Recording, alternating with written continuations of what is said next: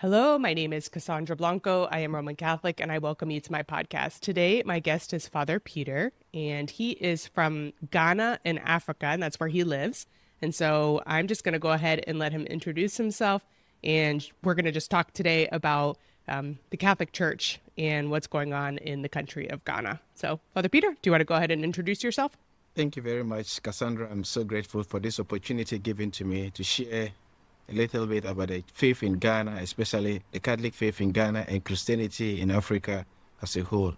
Friends, my name is Reverend Father Peter Akomanyi Tawiah, a priest for the Catholic Diocese of Damongo, Ghana, Savannah region. I was ordained a priest on the 11th of June 2022, and my first assignment was in a parish called St. Peter's Parish. I worked there as an assistant parish priest or parochial vicar. I also work with the youth in general. I did most of my apostolate in the rural areas of the parish. And then this year I've been transferred again, given in the second appointment to work in a parish by name St. Theresa of the Child Jesus Canteen Damongo, and also work in the hospital as a chaplain. And I also live with our old priests or retired priests. I'm assisting them in the priest home. So basically my apostolate is to the parish and also to the hospital. And also we have a nurses training college where I've been appointed a chaplain to assist them also come to appreciate and then deepen their faith in the Catholic teachings. Thank you very much, Cassandra. When I got a message from you, I was so elated that, of course, I've gotten the opportunity on the international platform to share the faith in Ghana and also the faith in Africa. Thank you for the Oh, opportunity, please. absolutely. Yes. Well, it's so wonderful to have you. As I had shared with Father Peter before we even started, that I've been just messaging priests on X saying, hey, can you be on my podcast? And trying to get priests from around the world just to hear about what's going on in their own countries. So before we get into what's going on in terms of the Catholic faith in Africa and in Ghana specifically, can you just give us a little history of Ghana and maybe over the last 100 years so that people who are my audience is mostly Western American. So for people who are not familiar with where Ghana is, and then a little bit about the history. Do you want to share that? Thank you very much, Cassandra. I'm not so much good at history, but I'll be able to give you tidbits of what Sure. transpired in the last 100 years. So from what we have gathered of what we've been taught in school and what we have experienced, in 1925, the British governed the Gold Coast. As Ghana, we know it now, and as a colony with limited African participation in administration. So in 1925 to 1946, we moved to constitutional rule gradually, and we have elected African representatives. After World War II, rising nationalism led to the formation of a party called United Gold Coast Convention in 1947, demanding self-government. And our famous first president, our famous leader in Africa and in Ghana for that matter, Dr. Kwame Nkrumah, originally was part of the UGCC. He was a general secretary of the UGCC. He broke away from this party and formed what we call the Convention People's Party in 1949, calling for self-government now. So following protests and imprisonment, Kwame Nkrumah's popularity soared, and his party won the 1951 elections, making the beginning of internal rule. So moving forward, on the 6th of March 1956, Ghana became the first sub-Saharan African country or nation to gain independence, and it was renamed from Gold Coast to now Ghana as we have it now. In 1960, Ghana became, again, is a republic with Kwame Nkrumah as the first president. Nkrumah was very much involved in African many things. So unfortunately, in 1966, his government was overthrown in a military coup while he was abroad. So moving from this stage to the other stage, we had a military rule for some time between 1966 and 1981, a little bit of coup d'etats and many other things. And finally, in the year 1981 to 2000, we had a president called Jerry Rawlings. He seized power again in December 31st, 1981, establishing the Provisional National Defense Council, popularly known as PNDC era. Through economic reforms with IMF and World Bank support, Ghana stabilized its collapsing economy. And then finally, in 1992, we have a new constitution which ushered in the Fourth Republic restoring multi-party democracy. And as I said, Rawlings was elected president in 1992, and re-elected president in 1996 before stepping down in 2006. In the year 2000, from the year 2000 and 2005, 2025, we had presidents come in and go. And we have, in 2000, we have John Ajekun Kufuor, who led a party called New Patriotic Party, NPP. They won the election, making the first peaceful democratic transfer. And in 2008, we lost one of our presidents, John Evans Atamils. After his death in 2012, we have now our current president who succeeded him, became president of Ghana, John Dramani Mahama. And then 2016, 2020, Akufo-Addo Dankwa, also from the party NPP, the New Patriotic Party, won elections, and gradually we moved from there. And so finally, at the moment, this is what we have reached. We have now democratic elections. And I can tell you, Cassandra, that Ghana is a beacon of peace and democracy in the African region, that I can tell you an authority. And most of the people look up to us, Ghana, to see how they can also emulate our examples of democratic leadership. This is a little that I can tell you about Ghana so far for the last 100 years.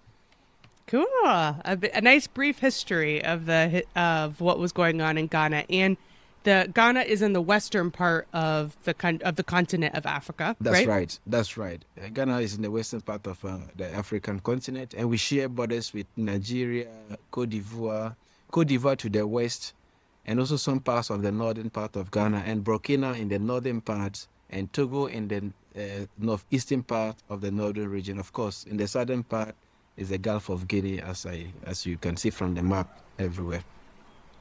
Yeah. And how many people live in Ghana?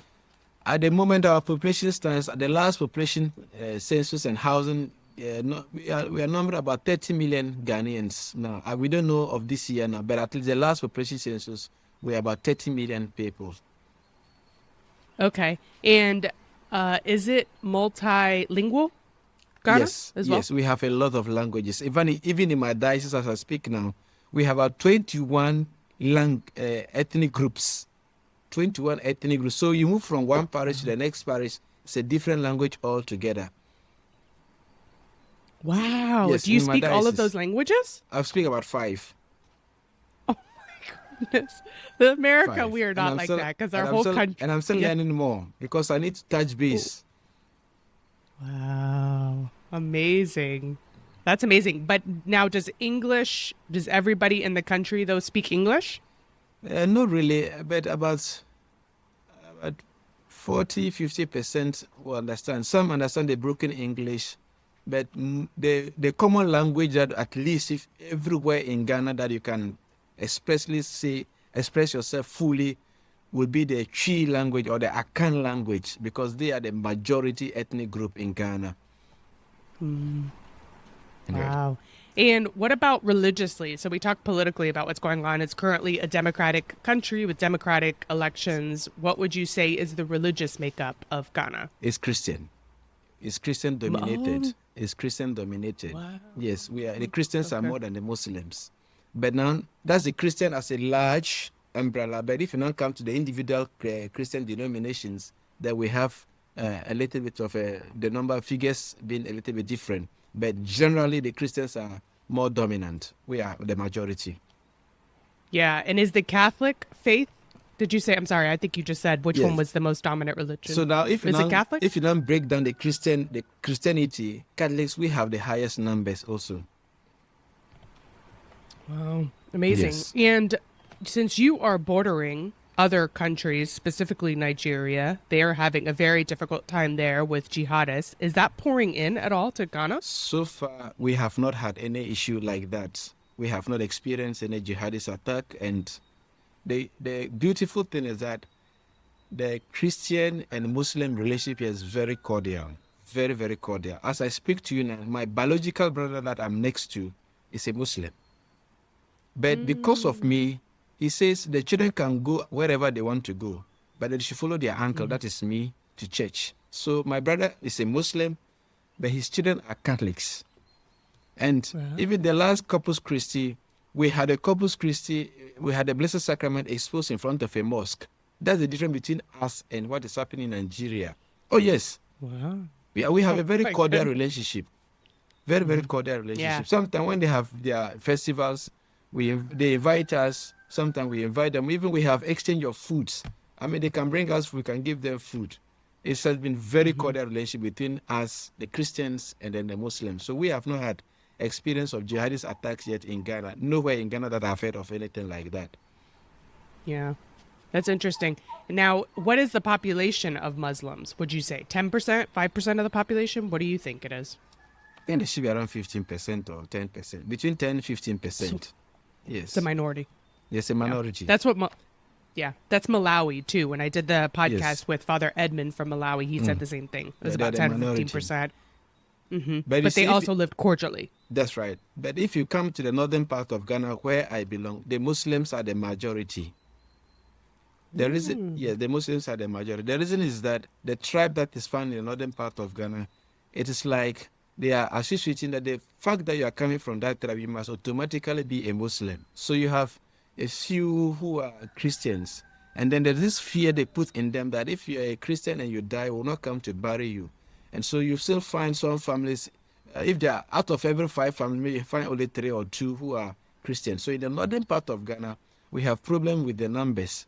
The Muslims are the majority, but if you put Ghana as a whole, Christians are majority, because the southern part has a lot of Christians and a lot of Catholics, even more than the northern part. The issue is that the northern part, we have only now, as at now, we have only 6 regions, and all these regions are dominated by the northern tribe, and they have a lot of Muslims in these areas.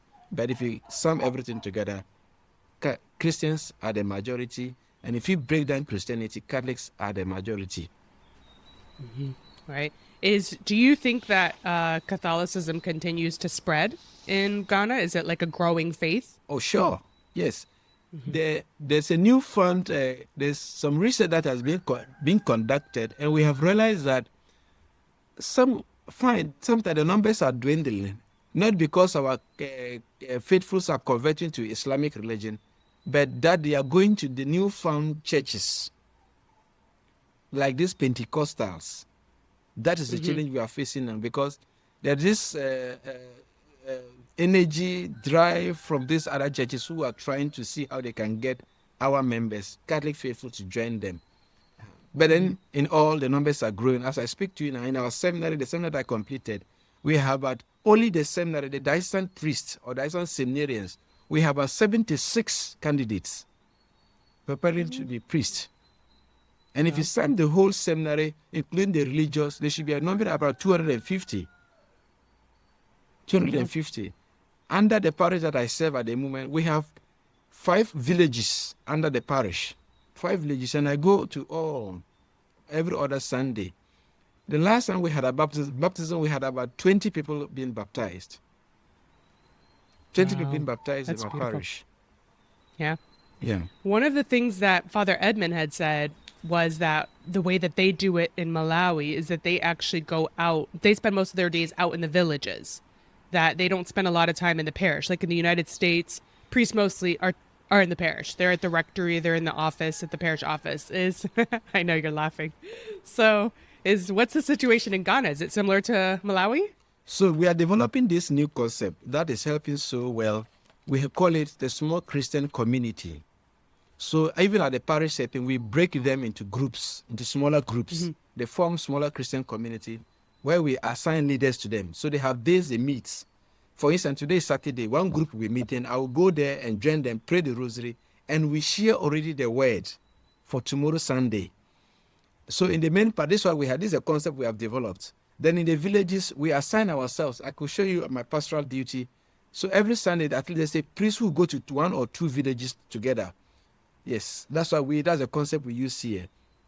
We don't concentrate too much on the parish, as Father Edmund said, but at least in the parish setting, we have this small Christian community where they meet to share the faith and share other things together. And then whilst we pay attention to the other villages, also small like that.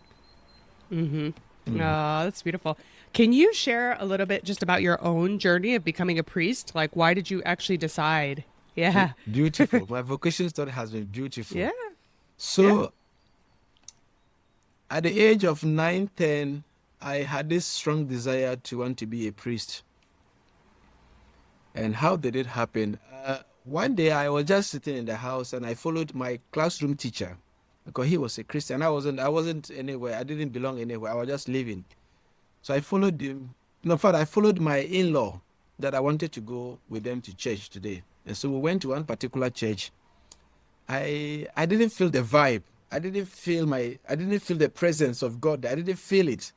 So I stopped. I didn't go. Then I became a Muslim for some time. And then I realized that, yes, I've been a Muslim before. So I realized that, no, this is not my calling. One fateful Sunday, I just got up on my own, walked going towards the church. I saw a church. And when I got there, it's this Bible story from Solomon where he had 2 wives. One gave birth and slept on the child, and then the child died, and then was claiming to have the child of the other woman. So they said, okay, let's divide the child. So the youth of that parish, the parish that I'm coming from now, dramatized this story, this Bible story. And I'm somebody who has passion for drama or theater. I have so much passion for drama. So I told the patron, the leader, that I would love to join this group because I have passion for drama. So he told me that if you want to belong to this group, then you must be baptized. I said, really? What does it take to be baptized? Okay, say, you have to go through catechesis. I said, really? When did they start? It's okay, Wednesdays and Fridays. I said, good, I'll be there. So I followed catechesis for a whole year. And then when they conducted the test, I was the one who had passed among all. So that fateful night, Easter 2003, Easter night, it rained heavily in my village, really heavily. So my mother said I shouldn't go to the church for the Easter vigil. I said, no, I will go because I had worked so much for this baptism. And that very day you asked him not to go, I will go. So I collected my clothing, kept them in a polythene bag. We have these paper bags, collected it inside. They started running in the rain. I went. I got there was nobody in the church, only the catechist and the wife and then a kid. The priest had not come. So we contemplated whether we'll have the mass or not. Then from there, I saw that the priests, they came. They went to one of the villages to bring them also because they were also preparing them for baptism. They brought them to come and join to us. And then when we started the vigil mass, it got to the rite of the baptism. They said, if you have not paid for the stole fee, you should be out. And unfortunately, I didn't pay. So they kicked me out. There was an old lady who saw that I had worked so hard for this baptism and only to be kicked out because of a penny. No, so she offered to pay for me to be baptized.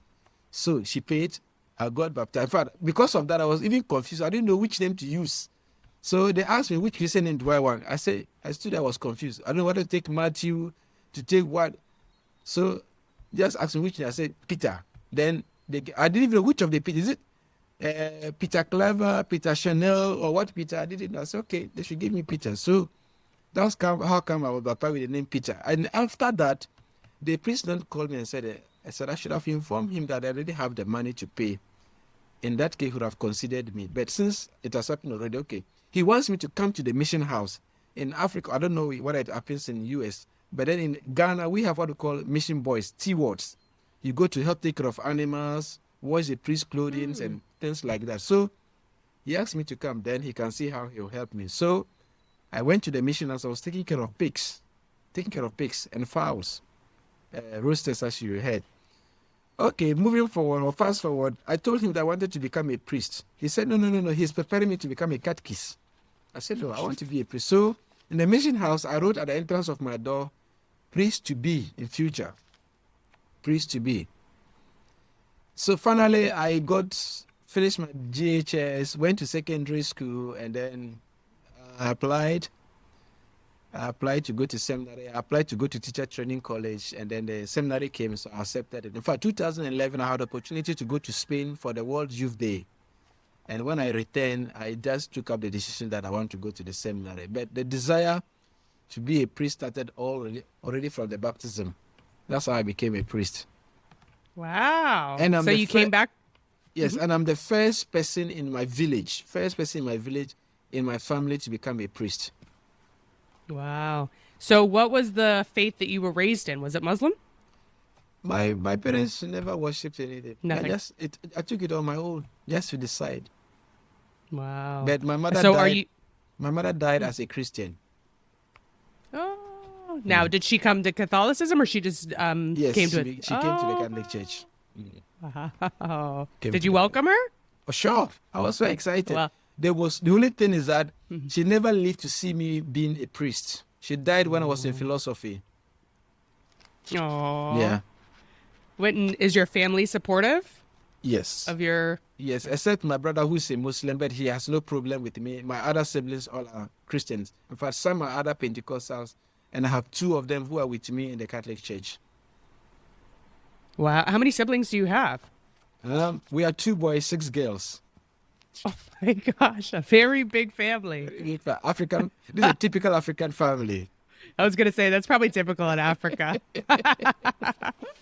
You guys are not like the U.S. It's not like the US 2 or 1 or 3. That's all. Right? The only people in America that usually have large families are Mormons or Catholics, and obviously, like now with more Muslim immigration, Muslims too. You know, like Okay. religious people. That's Okay. it. See now.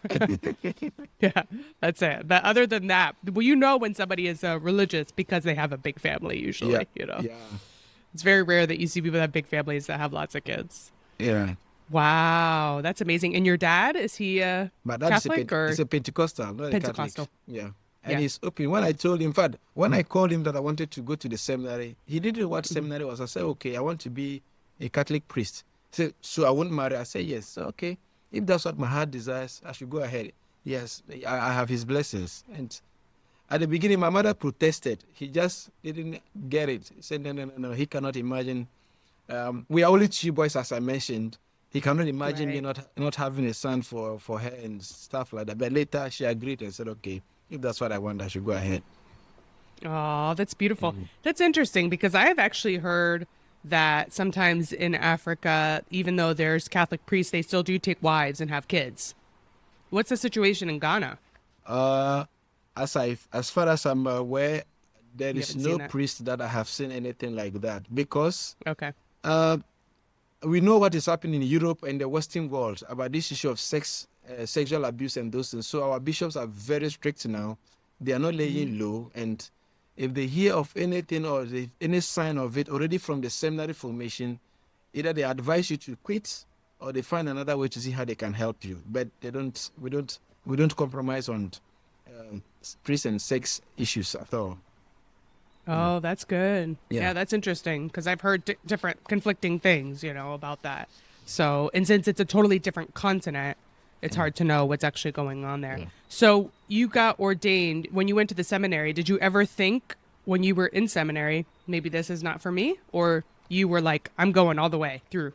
Actually, it was only my final year when I was ordained a deacon, now to be a transition deacon, to be ordained a priest. At a point in time, it became a little bit tough because of formation programs, not because I didn't have the capacity to want to be a priest, but then there were some other things that I thought they should have been done the right way, and formators also thought that no, it shouldn't be this way.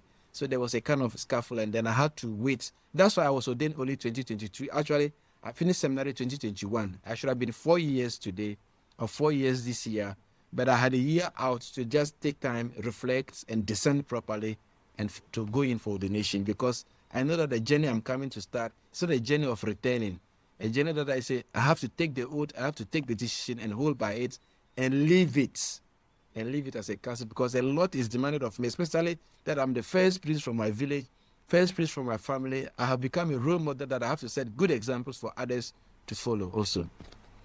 Oh, absolutely. How many people are in your village? In my parish, I can tell we can number about 1,000, 1,005 plus. Wow. Yes. So when you're ordained, do you go back to your home village, like where you were from?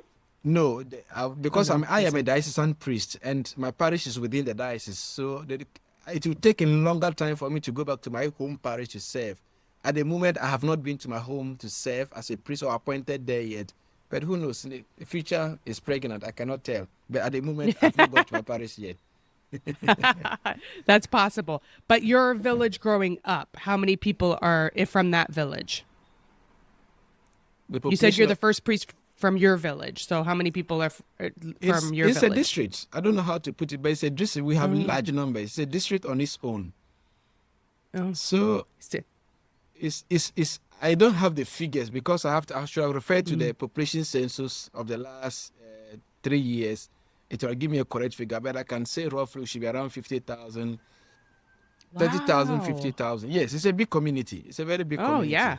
It's a very big See, community. in my mind, when I think village, I think a small group of people that live in No. the same area. No. Yeah, and we call them cities. Oh, okay. So it's a difference. It's a Concept. perspective of like Yeah. what I think of villages is just a Yeah. small group of people that live in a community. No. But I think No, what we would refer to it it's as a big, city. It's a big community. Gotcha. Yes, a city, yes. Of course, you see, Wow. the idea is that when you mention a city, there are certain social amenities she must have. Unfortunately, we do not have that, so we could just say village, village, village. But in terms of figures to define what it is, it will be qualified to be a city. Oh, okay. That's interesting. And in Ghana, are the parishes well built? Like, do you guys have structures in every single place, or is it No. still continuing? No, no. The first parish that I was fortunate to have gotten a project through to build a chapel through sponsorship from Catholic World Mission. I think they are based in Washington, D.C. I wrote a project to them and they supported me to build a chapel. You see the monstrance just by me at my back. It was also donated by Catholic World Mission. And I also got sponsorship from the Bishops' Conference of Spain to build a chapel also in the same, to support to complete that chapel. And as I speak to you now, there's a family in Spokane. Family in Washington, Spokane, who have supported me to build a chapel in one other parish because we are going to name the parish after the woman of the family. This family, the husband lost the wife, and he wants to do something to remember the wife. So we are going to name the chapel after the woman called Rose from Spokane. And also I have put in some applications to do certain things. So in terms of infrastructure, sincerely speaking, we get more. I get more of the support from the Western world, from friends, and also from agencies who do donations. Yeah, that was similar to Father Edmund. They have a Malawi fund, and he says all of his support comes from America, actually. Yes. Yeah, that they're receiving funds and stuff to build. That's beautiful. So you got ordained, and then what is a daily life in your life like now as a priest? So my work is very huge now. At the moment, I work under the Vicar General of the Diocese. So I'm his assistant. Basically, I support him in the parish activity, the running of the parish. So I get up each day, I have a schedule. For instance, today I have to go and celebrate the daily mass for them. In the evening, after this interview at 5 p.m. my time, I will go and join the community for Rosary prayer. We have nuns and leaders of the altar, the mass servants who come around. I have to help them, train them, or we discuss issues. For instance, the previous week, the bishop was in our parish to celebrate the Mission Sunday week. I will ask them what were the experiences, what did they do, they didn't do well, what did they do well, so that we see how we can help them. I also serve as a youth chaplain of the parish, so I organize formation programs for the youth to see how I can develop them into the faith. And also I work in the hospital as a chaplain. I go visit the sick, pray for them, interact with them. I have counseling sections, and those both patients and patient-related or caregivers, I give them counseling sections. I also do a little bit of my work on social media, as you saw on my X. I do daily reflections. I join various rosary groups online on Spaces to pray with them, bless them, and share reflections. We have this rosary group from Nigeria that I have been, since I was a deacon, I have always joined them to pray and share reflections. My days are usually on Thursdays in the morning. And then I have an Italian rosary group also from Italy, where I join them to pray the rosary and basically share reflections. That's how my day is. I also help small in our diocesan website. I manage the website, share stories of bishops' pastoral visits, the office, the secretariat. I work also with our diocesan social communication department. Basically, this is how my pastoral work is. As I mentioned earlier also, I work in the retired priest home where basically if they need basic things, I go, because I'm the youngest in the community in my parish. I run around to see how I can help to figure things out for the old men who have served the church so well.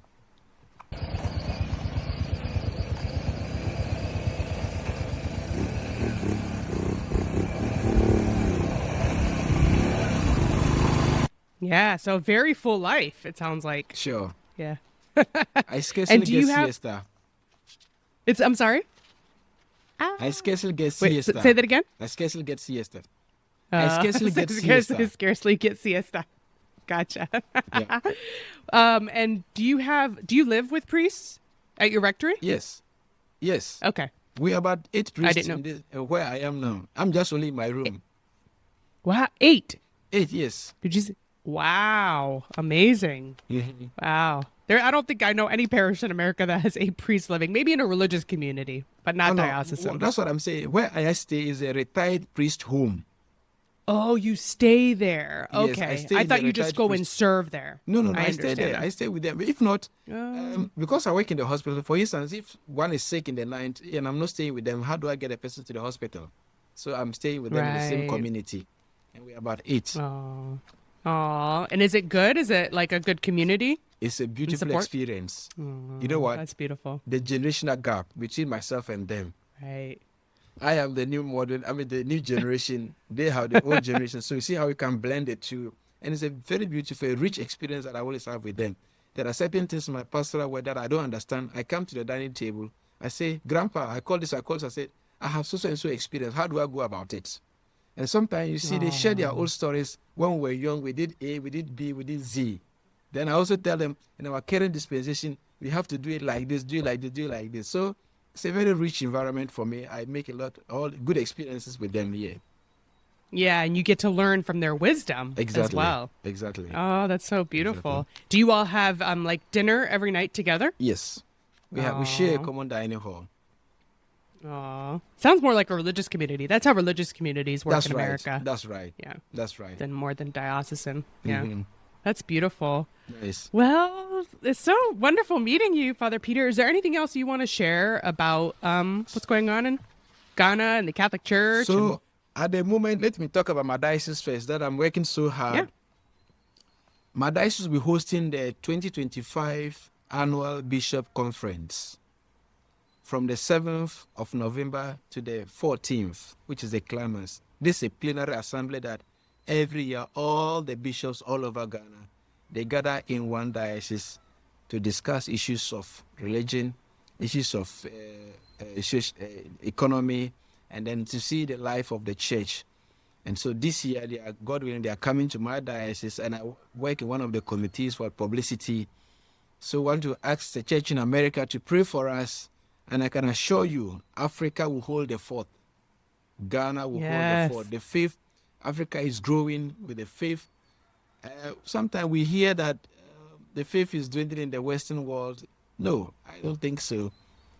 I agree with you that things may not be as it was before, but gradually Africa will hold it, for the church will not collapse. And to everybody who is contributing one way or the other on social media, like you are doing, Cassandra, like I am doing, like many of the priests who are on social media are doing, the truth is that now we may not find our members come into the churches to pray, but we can meet them where they are. And how do we do that? Mm-hmm. We do that through the social media.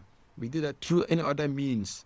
I agree that science has come. We can use the new age, the new science, to see how we can meet our people. Let us not give up. It is true that things are not being done in the right way, but why don't we put more energy and do the right things for others to come back again to the church? That's what I want to add to our discussion today. And to tell the church in America, the church will not die. The church will not die. Ah, that's beautiful. And then if there is anybody that wants to support some of your work, do you have like a website or anything where people could send donations? Basically, as far as I started, all my donations go through the diocese.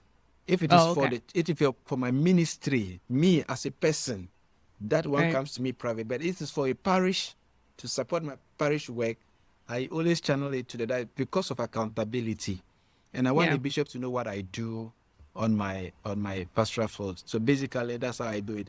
I only want to know the difference. If the support is for me as an individual to support my ministry, then it comes to me directly. But if it's for the parish, it should go through the diocesan church so that everything is done in the right way. Yeah, absolutely. I just know like in Malawi, he had like a separate fund. It was actually based out of the US, but it was going to fund some of their projects. But if people want to support, then they can go to the diocese that you're in. Yes. And the diocese you're in, one more time, what was the diocese name? Catholic Diocese of Damongo. Damongo. It is All right. it's Damongo. Okay. All right. So we could just include it in the description. And in terms of social media, I know you're on X. Are you on any other social media? I'm on TikTok. I'm Oh, on Facebook. Oh, Facebook. Yes. So if anybody wants to connect with you, they just need to look up Father. We'll put your social media links down in the description. But Father Peter Akomanyi. Correct. Got it. Yeah. Oh, wonderful. Well, thank you. We practiced this before the interview started, and I didn't get it right the first time, so I'm glad to hear that I got it right. So we will put the social media links in the description of this video and this podcast. So if you want to follow any work that Father Peter does in sharing what's going on in the Catholic faith and the Catholic Church in Ghana, then you can go ahead and do so. And to my audience, if you do have any questions or comments, please leave them in the comment section. And I hope you have a wonderful morning, day, or night, wherever you are in the world. And God bless you. Bye-bye. Bye-bye.